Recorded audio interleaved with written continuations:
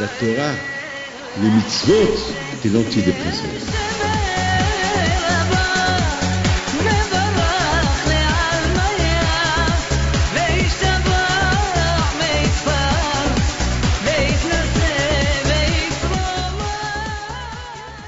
ברשות מוריי ורבותיי, ברשות ראש כולל, רבנים,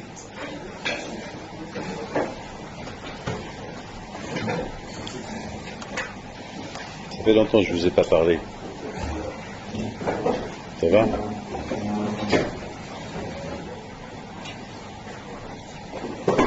C'est bien.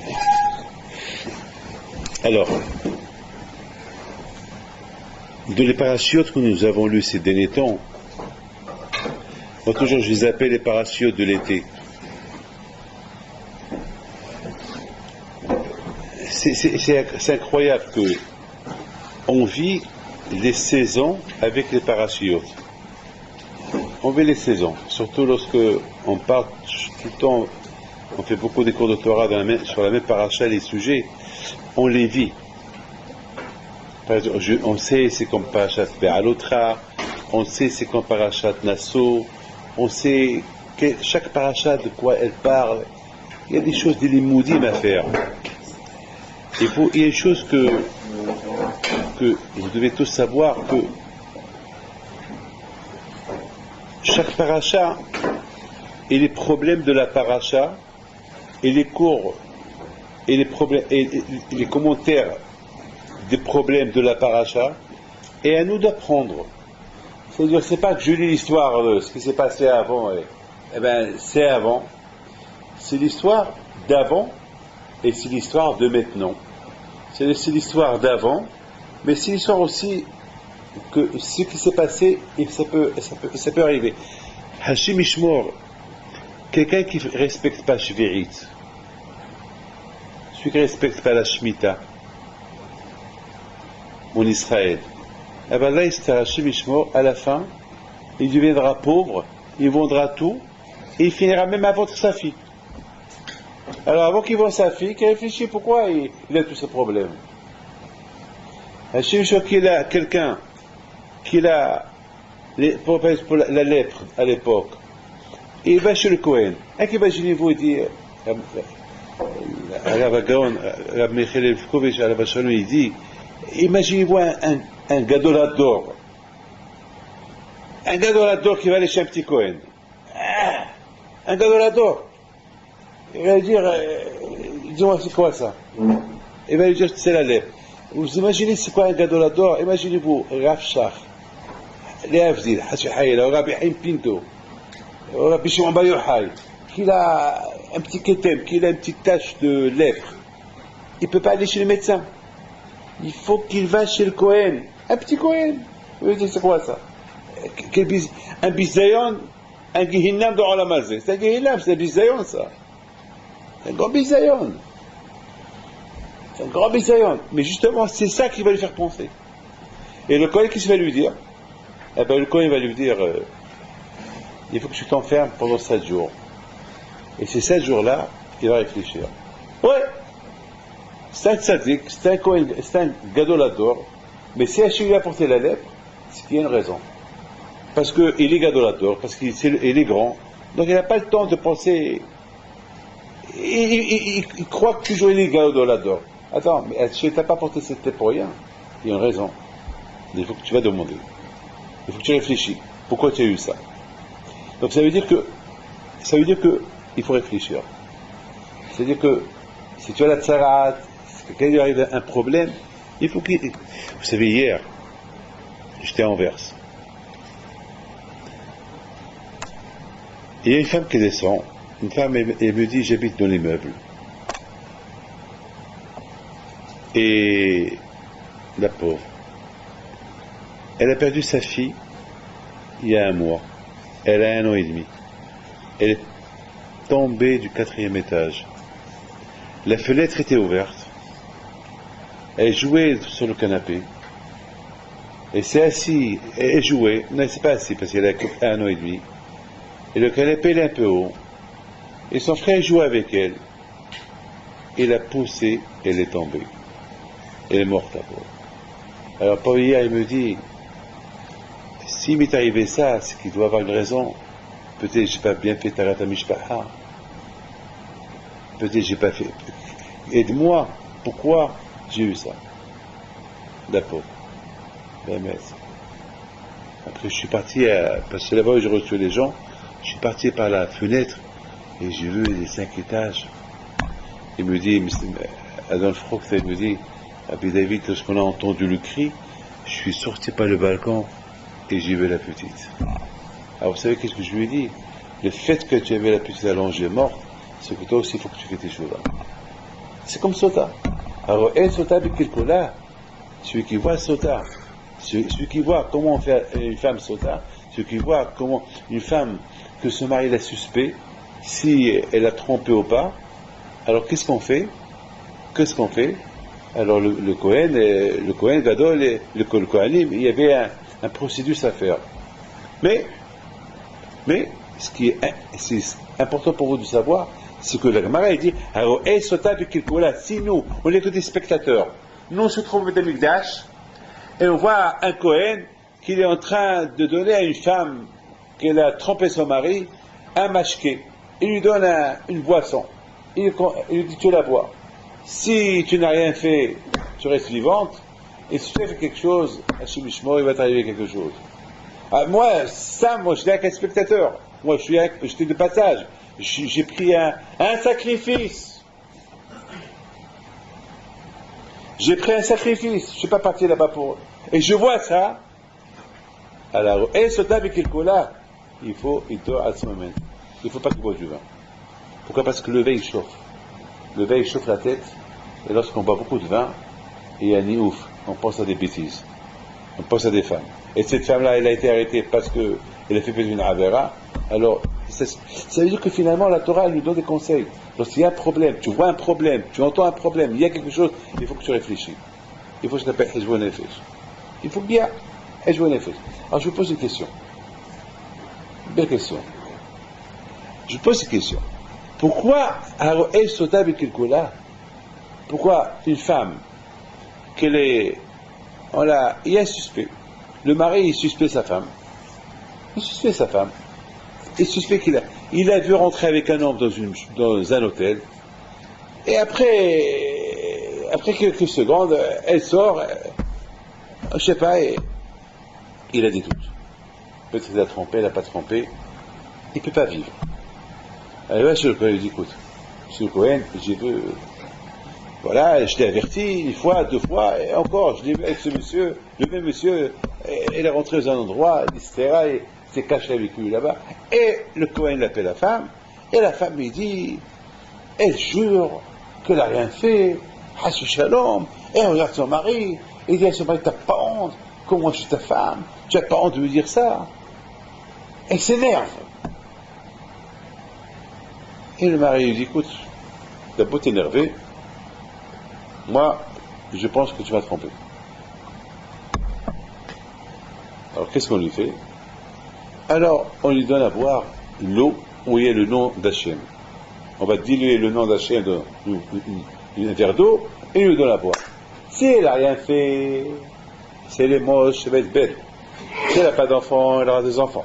Si elle est pauvre, elle sera riche. Et si là, elle a fait quelque chose, elle va crever sur place. Et bon, ouais. Moi, j'ai posé une question bête. Pas bête et pas bête. Bête si on veut, mais pas bête si on veut pas. Un homme qui pense que sa femme l'a trompé, qui crève. Elle lui dit, j'ai rien fait. Pourquoi quand je vais au khou? Attends, j'ai mon droit. Attends, tu es fou. Va chez un psychiatre, va chez un psychologue. Tu penses que je t'ai trompé. Je t'ai pas trompé. Il n'y a pas d'Eidim. Il n'y a pas d'Eidim qu'ils ont vu que, s'il y a des Eidim, je comprends, que cette femme-là, peut-être, c'est des témoins que cette femme elle est rentrée, elle a été célibataire longtemps, c'est un problème. Et s'il n'y a pas de témoin, et lui il croit, ben tu crois. Mais boule, tu es fou. Non, la Torah, elle lui fait passer la Torah, elle prend en compte, en considération les paroles de l'homme, et on va dire à l'homme, oui, tu as raison. Pourquoi il a raison? Quelle raison qu'il a raison?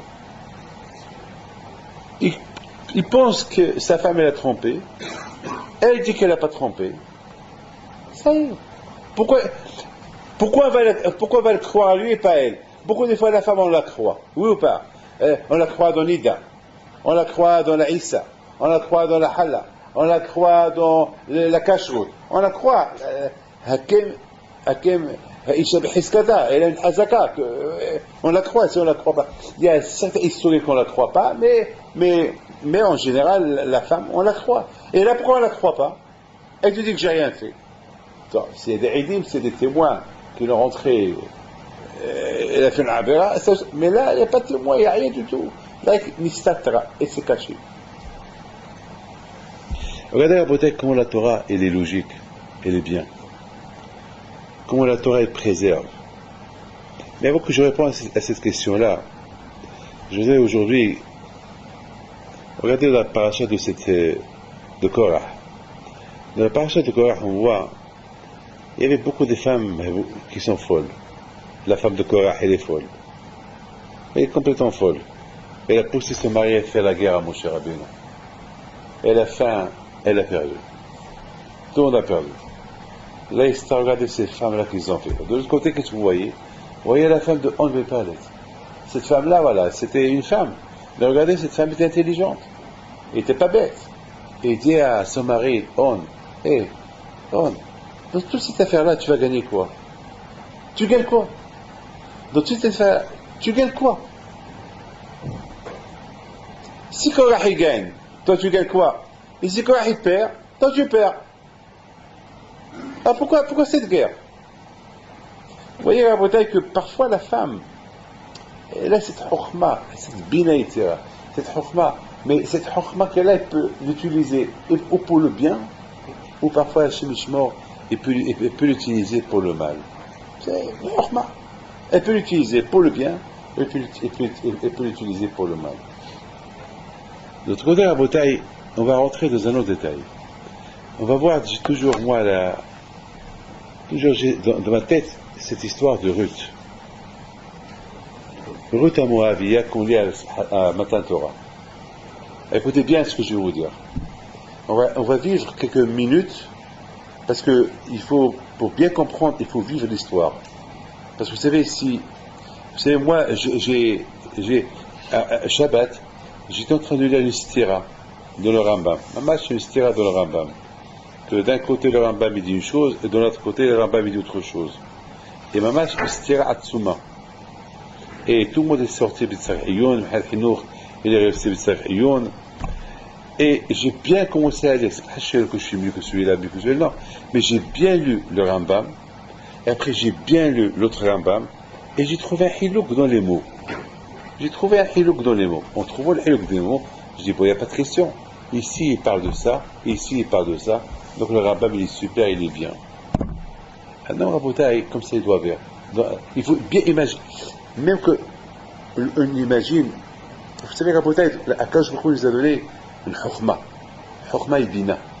Chokhma et bina. Bina, c'est le cœur. Chokhma, c'est la tête.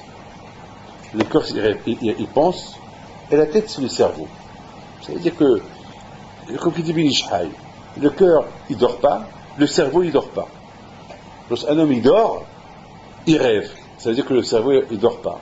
Lorsqu'un homme, il dort, le cœur, il continue. Ça veut dire que les deux membres, ils ne dorment jamais.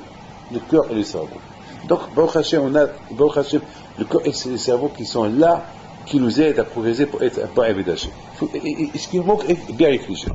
Ah, maintenant voilà. Je vois 3 hommes qui arrivent à Moab. Oui ou pas?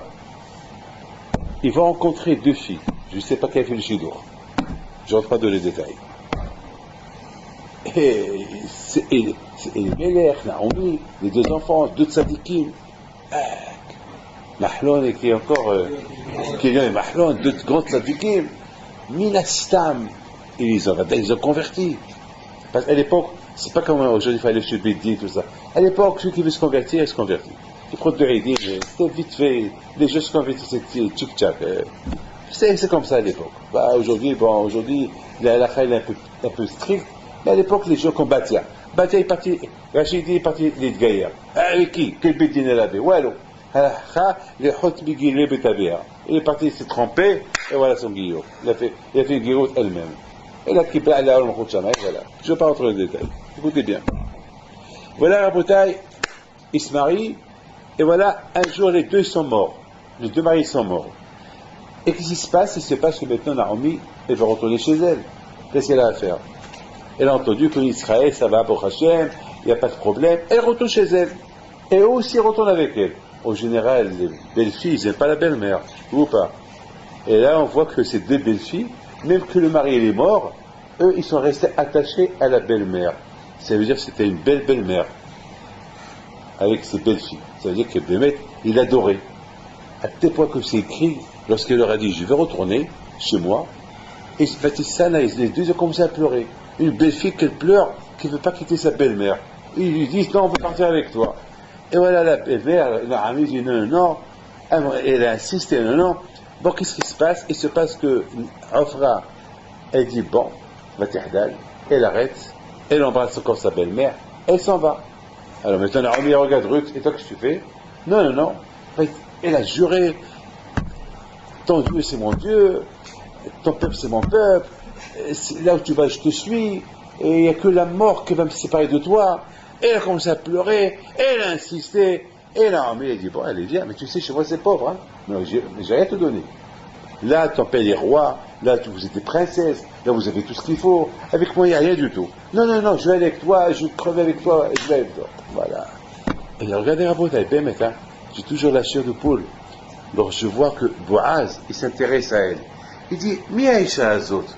Et la camarade, il dit, mais depuis quand on pose des questions? Depuis quand Gdolador, Boaz, il regarde une femme? Qui c'est cette femme-là? Mais depuis quand il s'intéresse? Boaz, c'était Rosh Sanhedrin. Parce qu'elle a vu la tsniout de Ruth. Jamais s'est penchée. Toujours, elle s'abaissait pour prendre les choses. Aujourd'hui, les femmes, ils s'abaissent, c'est pas tsniout. Mais elle a baissé ses pieds pour côté tsniout. C'est extraordinaire. Ça veut dire que Ruth, c'était une tzadékette. Oui ou pas? Voilà mon histoire. Je vous pose une question. Comment Ofra, qu'elle a grandi avec Naomi, et qu'elle était prête à partir avec elle, comment est-ce possible qu'à la fin, elle fait demi-tour? Mais comment est-ce possible? Moi, je n'avais pas à croire. Attends, deux sœurs, ils ont reçu la même éducation au séminaire de Naomi.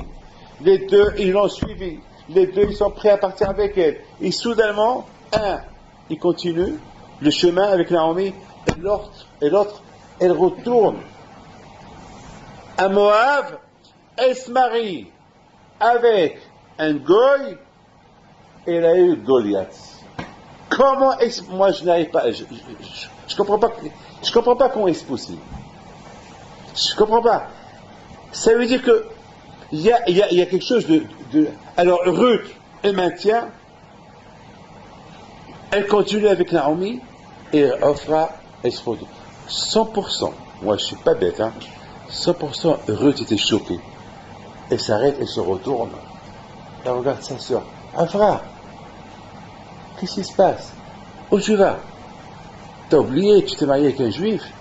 T'as oublié, c'est ta belle-mère, Naomi? Qu'est-ce qui se passe? Mais Ofra lui dit, il lui fait un geste. C'est quoi ce geste-là? C'est écrit dans Ruth que les deux ils ont pleuré. Ils ont pleuré de cette séparation. Ça veut dire, elle pleure. Elle sait le drame qui va se passer maintenant. Qu'est-ce qui se passe? Je ne sais pas si je vous ai raconté l'histoire que j'ai racontée à Shavuot. Je vous la raconte. Hein. Et là, vous allez faire un bon Hijra Nefesh chez vous. Et moi avec vous. La veille de Shavuot, il vient chez moi après chez l'Ikes. Il vient chez moi un jeune Un jeune que j'ai envoyé à la yeshiva, un jeune que j'étais son sandak, un jeune qui a fait la yeshiva dans une belle yeshiva en Israël, je ne peux pas vous dire quelle yeshiva, un jeune qui s'est marié, je l'ai marié, un jeune il est parti au kollel, un jeune qui finalement était un bon juif, un jeune qui est Hazan, un jeune qui a tout ce que vous voulez. Et voilà, la bouteille vient chez moi le vendredi, la veille de Shavuot. Il me dit, Rabbi David, j'ai un grand problème. J'ai lequel? Il m'a dit, j'ai des problèmes de Parnassa, et maintenant, j'ai trouvé un bon travail avec l'Académie française. Et ils ont découvert que j'ai une super voix et que je peux faire des concerts et gagner plein d'argent et on m'a donné déjà un gros chèque. J'ai dit, attends, mais toi, mais toi tu vas Yeshiva, toi. Mais toi, attends, tu te vois, toi, mais t'es fou, quoi. Il m'a dit, je sais, mais... Je lui dis, vous savez, dans mon bureau, j'ai un Echal. Je lui dis, lève-toi. Ouvre le Echal. Il ouvre l'air, je l'embrasse. Il m'embrasse, il me regarde. Je dis, quoi, tu n'es pas un Echal Mitragesh? T'as pas de sentiments? Il y a des gens qui ont certains temps, ils pleurent. Toi, je vois que tu es pâle, tu es brave. Je suis froid. Hamimout, ça fait Torah.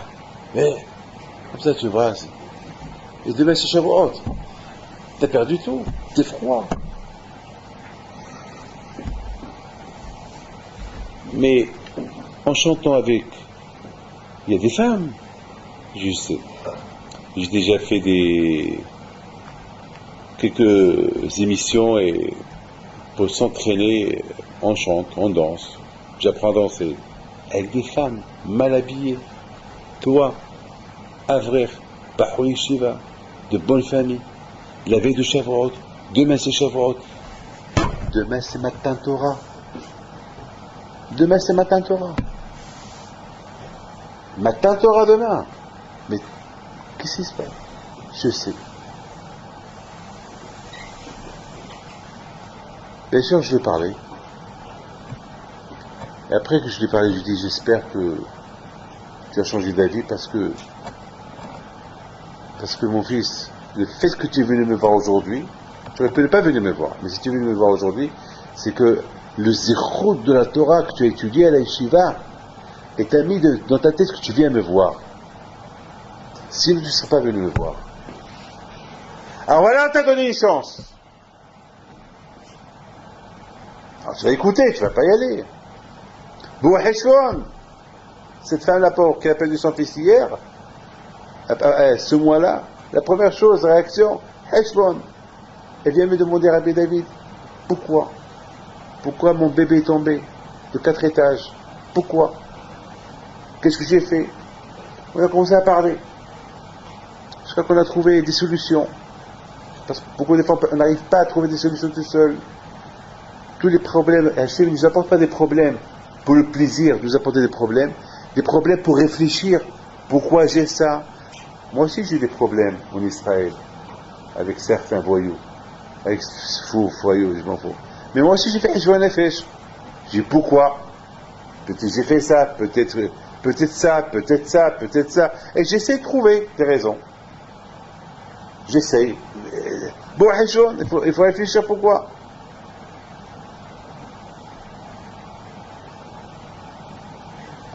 L'histoire se termine là. Maintenant, ma question à vous, comment est-ce possible qu'il t'est arrivé ça? Dans la Bretagne, il faut savoir une chose. Beaucoup de fois, on peut croire qu'on est dans le chemin d'Hachem. Beaucoup de fois, on peut croire qu'on est super. Beaucoup de fois, on peut croire qu'on est... Oui, c'est vrai, on met Tchilin, Rashi, Rabbinutam, on vient à la Yeshiva, on vient prier. Kokora! Bien, Korah, tu croyais qu'il était un grand prophète. Korah, il disait, si mon petit-fils Shmuel, on le compare à Moshe Aaron, alors moi qui est grand-père, Al-Hamar, lui c'est lui, toi c'est toi. Tu ne peux pas te comparer à lui. Déjà le fait que tu te comparais à lui, et tu dis que c'est mieux que lui, c'est Al-Gava. Si déjà tu dis, si mon petit-fils, il est comme Moshe Aaron, alors moi qui est grand-père, si déjà tu fais ce Kalva Homer, si tu penses déjà comme ça, c'est que tu es zéro, c'est de la gava. Et pourquoi ton petit-fils, on le compare comme Moshe Aaron? Parce qu'il était anav, parce qu'il était humble, parce que, comme qu'il a dit lui-même, Shmuel Hanavi lui-même, il a dit une fois, il a dit, est-ce un jour j'ai dérangé un juif? Est-ce un jour j'ai dit à un juif, apporte-moi quelque chose? Jamais Shmuel Hanavi, il a dérangé un juif. Jamais il a dit à quelqu'un, apporte-moi un livre. Jamais il a dit à quelqu'un, fais-moi une course. Et s'il utilisait quelqu'un, il le paye. C'est l'ordre que j'ai reçu de mon père. Jamais utiliser un juif. Bémet, hein? Toujours je paye le double. Si je fais travailler quelqu'un, je le paye le double. Je le paye le double. Pourquoi? Parce que je veux pas de service. Je ne veux pas de service. Parce que lorsqu'on demande des services, on perd des srouillottes. On perd beaucoup des mérites. Il faut payer. Il faut payer. Alors, comme Korah. Parce que Korah, il levait le Aaron sur ses épaules, alors il croit que ça y est. Il croit que maintenant je suis arrivé à un niveau, je peux aussi devenir Moshe, Aaron. Je veux un titre. C'est-à-dire que Korah, il a fait une guerre en croyant qu'il était plus fort que Shmuel Hanavi. Vous vous rendez compte de ça? Il fait la guerre à Moshe Rabbeinu, il fait la guerre à Aaron, il fait Mahloket, il fait les guerres, il brûle. En plus, il croit qu'il est tzaddik. Beaucoup de fois, on peut se tromper. Comme ce monsieur-là. Il a fait la yeshiva, il a fait tout ce que vous voulez, mais au moment du Nisayon, au moment de l'épreuve, il est tombé. Beaucoup de fois, nous-mêmes, on se croit qu'on est bien, chez Avrer, chez Talib Haram, chez Rabbi David, chez ça, et beaucoup de fois, dans l'épreuve, on remarque, on découvre qu'on est zéro, qu'on n'a rien du tout. Mais tout ça, c'est avec Hishou Nefesh. Lorsqu'on fait un bilan, c'est là qu'on peut savoir si on est bien ou pas. Mais si il n'y a pas de bilan, on est toujours, c'est pour ça que le Moussa, il est super, le Moussa. Le Moussa, il aide. Le Moussa, il te met sur la marche. Le Moussa, même seul chez vous à la maison, prenez un livre de Messilat Yesharim, prenez un livre, je ne sais pas, de Hassidout, prenez un livre, je ne sais pas moi, de quel livre, lisez un peu, lisez les histoires des tzadikim. Une fois, il y a l'Opi, une fois à la Shalom, ou lui, ou un autre. Une fois, je crois que c'est la Michael Evkovitch à la Shalom. Une fois, il descend au Beth Midrash, au milieu de la nuit, il voit un qui étudie, crier, maman, tu vois un, 2 heures du matin en train de crier, en train d'étudier, c'est super. Et Rabbi Evkovitch était content, Baruch Hashem, à l'Eshiva, tout le monde dort, et lui il est là. Et voilà, il voit une femme qui rentre, une voisine. Et il dit, ça vous dérange pas, mes enfants, ils n'arrivent pas à dormir. Si tu peux le dire un peu, parce que toutes les portes sont ouvertes. Et, vous savez, l'Israël, les Blébrac, elle a dit, eh bien, s'ils n'arrivent pas à dormir, qu'ils ne dorment pas, moi, je suis en train d'étudier. Il n'a pas fait cas d'elle. Il a même, il a dit, va dans l'usine. Alors, l'Ifkovitch à la Shalom, il vient chez lui, et il dit, ta Torah, elle n'est pas une Torah. Tu es un rachat, c'est péché ce que tu fais. Quelle Torah? Torah sans Eretz. C'est mieux de ne pas étudier la Torah. Quelle Torah? Tu es en train de déranger une famille de ne pas dormir. C'est quoi ça? T'as pas honte? C'est ça, pourquoi ils vont croire, je suis un bel Torah. Et ouais, parce que tu es un bel Torah, tu as la permission de faire ce que tu veux. Parce que tu as une barbe, tu peux faire ce que tu veux. Parce que tu as un titre, tu peux faire ce que tu veux. Non, il y a des klalim, il y a un seder, il y a des ordres, il y a un ordre, il y a des règles qu'il faut suivre. Et si tu fais passer, si tu suis pas ces règles, c'est pas beau, c'est pas bien. La semaine dernière, dans l'avion, en venant du Maroc, je rentre aux toilettes, dans l'avion. Et il y avait là-bas quelqu'un qui a vomi. Il me te le promet maintenant, si je sors, il va croire que c'est moi qui a vomi.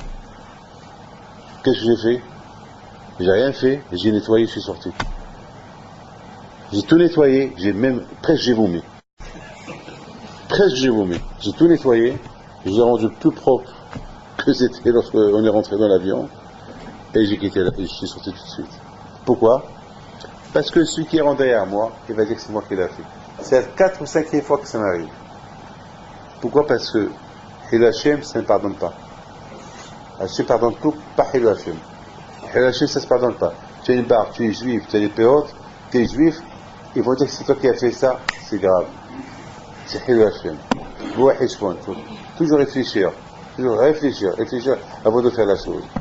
La bouteille, ce bahour-là, ce monsieur-là, qui est arrivé, ce qui est arrivé, c'est vrai, il était à la yeshiva, c'est vrai, mais c'était quoi? C'était que la façade, il n'a pas acquis à la yeshiva, la Hatchamayim Pnimit. Parce que la yeshiva, a priori la yeshiva, c'est, on étudie la Torah, les mitot, Moussar, on devient quelque part un bout, un hélek de la Torah, la yeshiva. Au collège, on devient un hélek de la Torah. Mais on ne peut pas se séparer, on ne peut pas être, le livre c'est le livre, moi c'est moi. Non! Lorsqu'on est au collège ou à la yeshiva, on devient partie du livre, partie de la Torah. Tu ne peux pas dire mon livre, c'est pour ça qu'on dit oh habouta ou mitouta. Ça veut dire, est-ce que habouta c'est ibour, c'est collé.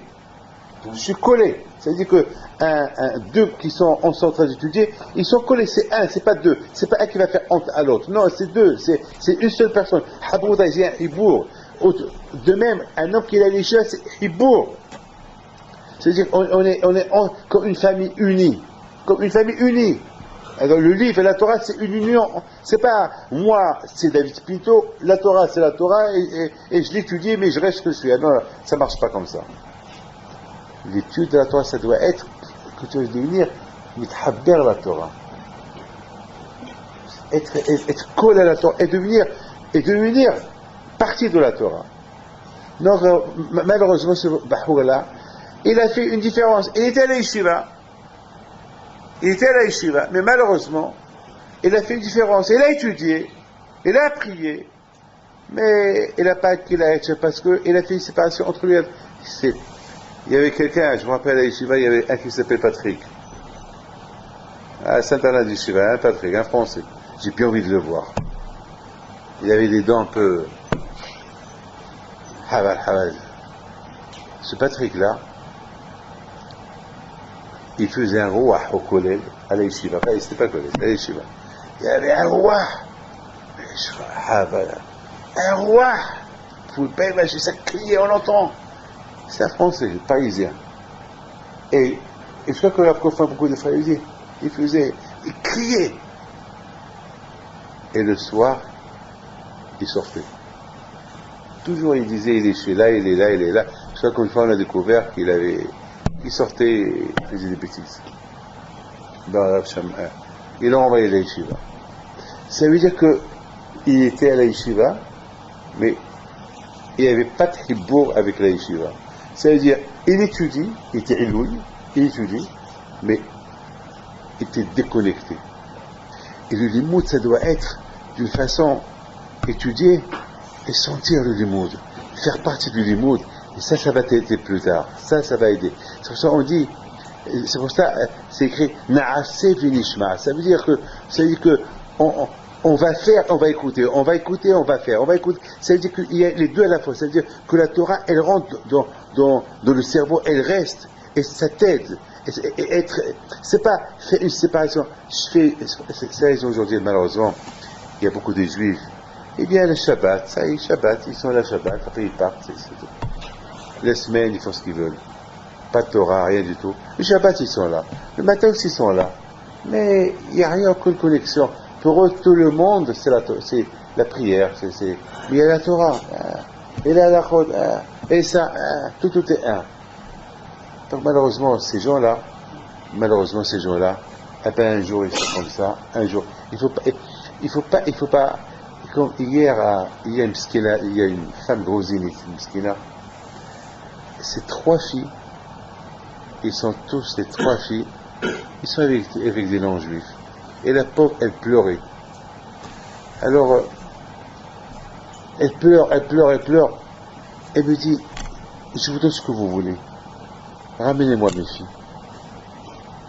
Je vous donne ce que vous voulez. Donnez-moi mes filles. Qui retourne. Je commençais à la voir. Je lui dis, le hinour, l'éducation. Vous voyez pas que je suis en train de pleurer. Je veux mes filles. Vous me dites l'éducation. Je dis oui, maintenant vous pleurez parce que vous avez réalisé que vous n'avez pas donné d'éducation à vos enfants. Comment j'ai pas donné d'éducation? Mais on fait kidouche. Je dis madame, dites-moi comment vous faites les vacances? Moi, comment je coince les gens avec les vacances? Comment vous faites vos vacances? Dites-moi le programme de vos vacances. Comment vos vacances se sont faites? Enfin, nous, des vacances comme tout le monde. Des dates comme tout le monde. C'est pas comme tout le monde, c'est pas comme moi. Dis-moi, c'est quoi comme tout le monde? Des vacances, on va, on se repose. On se repose où? Dites-moi, je veux savoir, on se repose où? Et jusqu'à qu'elle a avoué, jusqu'à qu'elle m'a dit, on va là. J'ai dit, c'est ça l'éducation. C'est ça l'éducation. Et qu'est-ce qu'ils mangeaient là-bas? On faisait attention, on mangeait que du poisson, que des salades. Et bien voilà. Manger que du poisson et des salades, pas cachère, et des vacances, pas cachère. Et là, qu'est-ce que vous voulez? Qu'est-ce que vous voulez? C'est pas comme ça. L'éducation, ça veut dire, vous avez fait une séparation du judaïsme. C'est-à-dire, je suis juif en faisant ça, mais en faisant ça, je ne veux pas faire ça. Mais c'est pas possible. Lorsque Torah a donné les mitzvot, il a donné tout, le tout. Il faut faire le tout pour être juif. Mais toi, tu fais une séparation.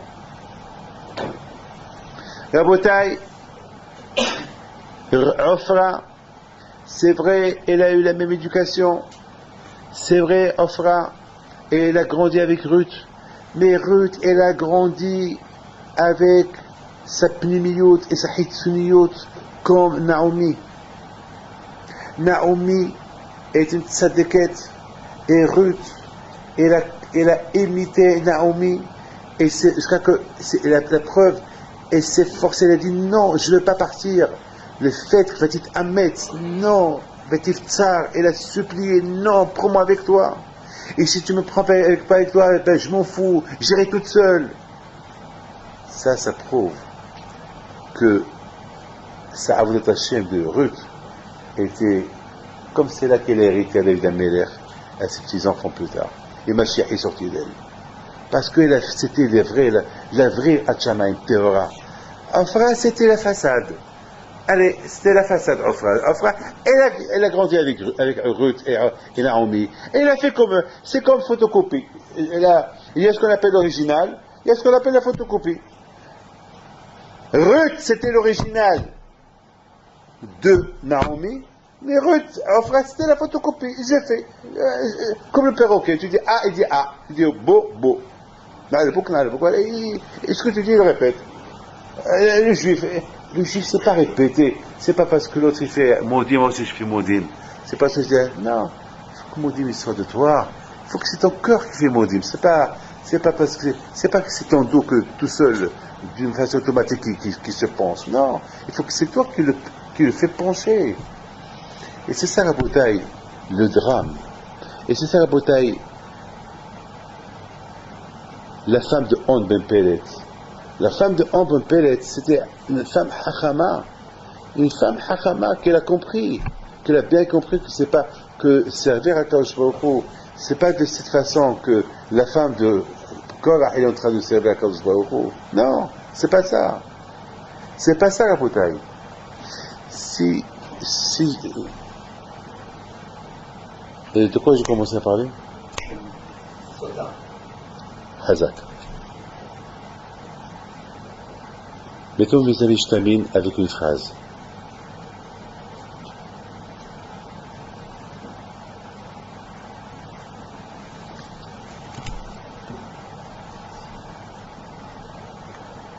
Akadosh Baruch Hu, il nous a donné la Torah pour qu'on soit le Baal, que la Torah, il y a On a une ba'alout sur la Torah. Ba'alout, ça veut dire une propriété. Je suis propriétaire. Je suis propriétaire. Alors, je vous en prie, donnez-moi quelques minutes. Après, je vous lâche. C'est quoi un propriétaire? C'est quoi un propriétaire? J'entends pas. Voilà. Propriétaire, c'est-à-dire c'est à moi. Oui, tu es le Baal Habayit. Tu es le Baal Habayit. Tu es le Baal, tu es le propriétaire. Alors, je vous pose une question. Vous avez un diamant. Il est à vous. Ce diamant-là, il est gros. Il coûte 1 milliard ou plus. Il est à vous, vous êtes le propriétaire. Vous allez le jeter n'importe où. Toute ta vie, elle est là-bas. Tu vas l'aimer. Est-ce que vous allez imaginer ce diamant-là, Stam le mettre sur la table? Jamais. C'est un diamant. C'est ça la Torah.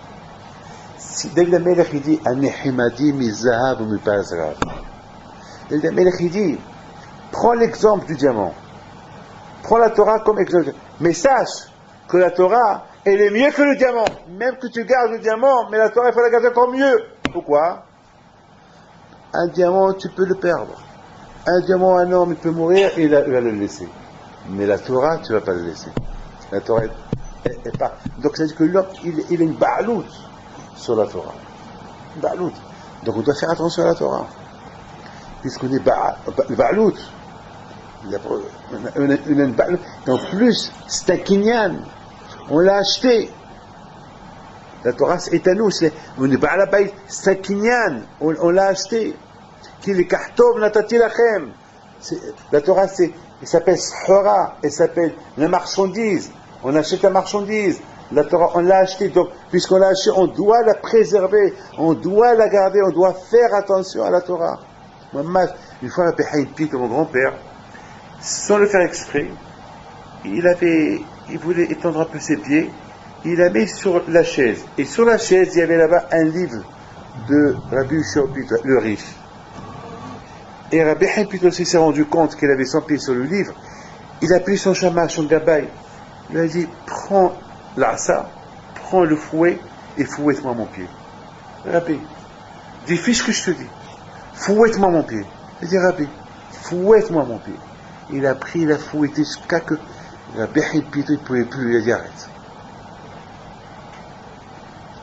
Il rêve la nuit. Rabbi Yoshua Pito qui lui dit, pourquoi mon fils a fait ça, ce tsara-là? Il dit, comment? J'ai fait un bisayon, la Torah. J'ai mis mon pied sur ton livre. C'est impossible. Regardez, Rabotai, comment le Rabotai, nous, on va marcher. Peut-être un livre va tomber. On va marcher sur le livre. Qu'est-ce qu'on va faire? On va le lever, on va l'embrasser, on va le passer, on va partir. C'est ça l'amour de la Torah. Hein? J'ai ici des euros. Je les ai apportés avec moi d'Anvers.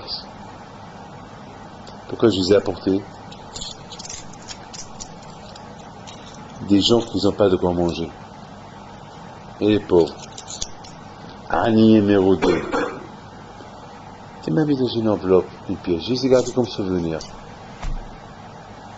Pour eux, ça c'est Misirot Nefesh. Pour eux, ça c'est la tzedaka. Ils n'ont pas d'argent, les pauvres. Et je les ai pris comme souvenir. Pour que je pense qu'il y a des gens qui n'ont pas à manger. Des gens qui reçoivent la tzedaka. Et de la tzedaka qu'ils te donnent, ils te la donnent. Et ils sont avec la barbe, ils respectent la mitzvot. Et ils disent pas à Hachem pourquoi on a ça. Vous savez ce qu'ils m'ont demandé? Hein? Que nos enfants ils seront dans la Torah. Ils ne m'ont pas demandé d'argent. Ceux-là, c'est les vrais Ba'ali Batim de la Torah. C'est ceux-là les vrais Ba'ali Batim de la Torah. Donc, Rabotai, Akadosh Baruch Hu, il veut que la femme, elle a un srout de l'Ukinia de la Torah avec son mari. Et c'est la raison, Rabotai, pourquoi on dit que les femmes, lorsque Mashiach va venir, ils vont avoir un grand srout, même qu'ils n'ont pas étudié la Torah, mais ils ont fait participer leur mari à étudier la Torah. Pourquoi? Parce que le mari, il a le ba'alout de la Torah. Le mari, il a la Torah comme propriété. Donc eux, ils l'aident. Hé, Marie, moi je ne peux pas étudier la Torah, mais toi tu le ba'ala baït de la Torah. Il faut bien l'observer. Elle va le réveiller, elle va s'occuper des hinours, des enfants, etc., etc., etc. Mais le mari, la Torah, elle a fait que le mari, que la femme, elle devient elle aussi un kinyan du mari. C'est quoi un kinyan du mari? C'est que la femme, lorsque le mari se marie avec la femme, il lui dit, voilà, je suis connu, je t'achète, tu es ma femme. Et pourquoi il achète quoi? La femme c'est un business, on achète une femme? Non, on l'achète pas. C'est la Torah, et veut que l'homme il achète la femme, c'est pour que la femme, elle l'aide à se rappeler toujours des Kenyani à la Torah. Vous avez compris? L'homme, il a cette ba'alout de la femme, pour que la femme, elle le rappelle toujours qu'il est le Baal, qu'il le rappelle toujours. Que lui, que son mari. C'est pour ça qu'il a. Ça veut dire, voilà, je t'ai acheté, c'est comme quelqu'un qui achète un réveil, et le réveil, il le réveille. Moi, j'achète un réveil, et le réveil me réveille. Comment? Moi, j'achète, ou c'est moi qui réveille le réveil. Et j'achète le réveil pour qu'il me réveille. Alors, vous dites, ma femme, elle est ma femme, j'achète ma femme avec Shtar et Ktuba, pour qu'elle me protège, qu'elle me surveille, que j'étudie la Torah. Qu'elle m'attend jusqu'à que je vienne du Beth Midrash. Qu'elle fait le hinour des enfants. Donc, elle devient ma ba'alout. Ah, mais vous comprenez très bien. Si maintenant, un jour, j'ai des soupçons sur ma femme, j'ai le droit de la prendre. Ma femme ne peut pas me dire, ah ben va chez un psychologue. Comment? Mais tu es mon kinyan. Je fais de toi ce que je veux. Tu es mon kinyan à moi. Toi, je t'ai acheté dans le mariage, je t'ai acheté pour que tu m'aides à progresser, pour que toi et moi on bâtit un foyer juif, pour qu'on construise une vie de famille, pour qu'on soit ensemble, pour que les Atid d'abord, lorsque Mashiach va venir, toi aussi tu vas résister grâce à ça. Maintenant, tu es mon kinyan. Le fait que tu es mon kinyan, les amis, regardez, c'est ce que j'ai dans les mains, je peux le mettre là où je veux, je peux le jeter. Hassu Shalom, c'est pas qu'on fait de la femme ce qu'on veut. Hassu Shalom, Hassu Shalom. Uniquement, je pars dans l'idée que la femme, pour que la femme, elle soit toujours un bon kinyan, une bonne acquisition à son mari, et que son mari va être Hachem, sachant qu'il a une bonne acquisition. C'est pour ça que Marie dit qu'un homme, il doit respecter sa femme, un homme, il doit acheter des cadeaux à sa femme, un homme, il ne doit pas manquer de respect à sa femme, parce que c'est comme ce diamant qu'il a dans ses mains, comme ce gros diamant qu'il a dans ses mains, qu'il ne peut pas le mettre n'importe où, comme ça sa femme, il ne peut pas la mettre n'importe où, il faut qu'il la respecte, il faut qu'il lui donne, il faut qu'il lui manque rien du tout. Mais de l'autre côté, il faut aussi que la femme, elle répond à son mari. Elle ne peut pas le répondre à son mari, plus plutôt la femme, elle sait que cette acquisition que le mari l'a achetée, c'est pour son bien, c'est pour bien la garder, etc. Elle ne peut pas un jour lui faire des choses qu'on ne se fait pas, qu'on ne fait pas. C'est la raison pourquoi, pour ramener le shalom à la maison, si elle a fait quelque chose, alors que Dieu prie, ça veut dire ma'ala de ba'ala, ça veut dire qu'elle a trompé son mari, et alors elle va subir les conséquences. On parle tout ça à l'époque de Beth Amikdash.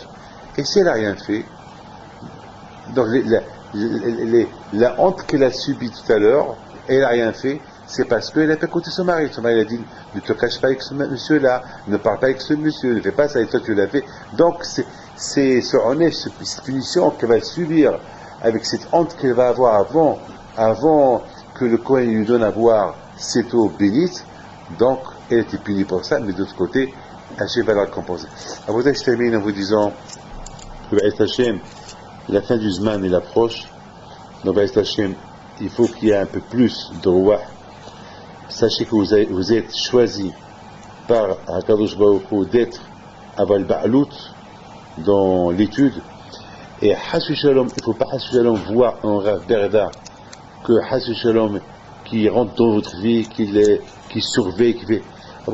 C'est des choses il se passe dans toutes les collines, même en Israël, dans nos collines, il y a ça. Donc c'est contraire. Ça ne peut que vous rappeler, prenez Rav Berda comme un compliment qui nous rappelle, halveille que moi. Vous savez que le Gaon Vilna, il avait un magui, il y avait un monsieur qui le payait pour qu'il lui fasse du moussard. Le Gaon de Vilna. Il le payait d'argent. Il lui dit, je te paye d'argent, si tu me vois faire une faute, reproche-moi.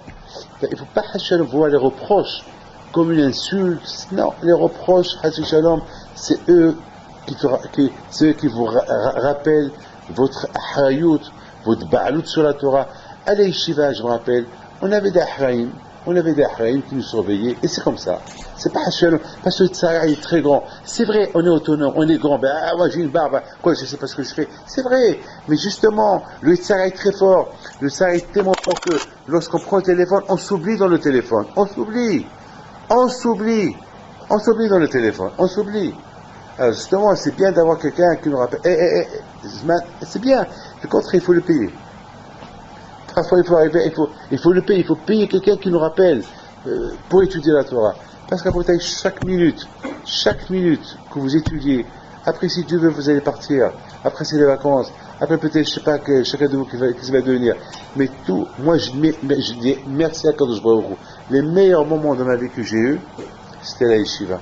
C'est les meilleurs. Après, c'est ce que j'ai dit aujourd'hui, c'est comme ça. Mais les meilleurs moments, et vous, les meilleurs moments pour vous, c'est lorsque vous êtes au collège. C'est ces heures-là que vous êtes au collège. C'est pas beaucoup d'heures que vous êtes au collège. Mettez ça bien dans la tête. C'est pas beaucoup d'heures. Je me rappelle à Saint-Alain de Shiva, là-bas c'était de 8h30, là je peux vous dire, là-bas c'était de 8h30 à 1h, de 2h30 à 8h. Ça c'est le collège, les collèges de Saint-Alain. Ça c'était les collèges de Saint-Alain. Et à Guetzel aussi, ça c'était avant. Bon, maintenant, les temps, ils ont changé maintenant les temps. Mais pour vous dire, à Rabotaï, c'est, vous habitez loin, etc., je sais que, mais à côté de Rabotaï, il faut en profiter, vous êtes des Bnei Torah, il faut sentir que vous êtes les Ba'alout de la Torah. Et puisque je suis Ba'alout de la Torah, je ne peux pas laisser mon livre ouvert beaucoup de temps, et moi je ne suis pas là. Que vous en et bonne chance, bonne réussite, Kénération, et je souhaite Aslaha pour vos examens, je ne sais pas, et tous vous allez être, Dayanim, Raché, Ibn Israël, attachés.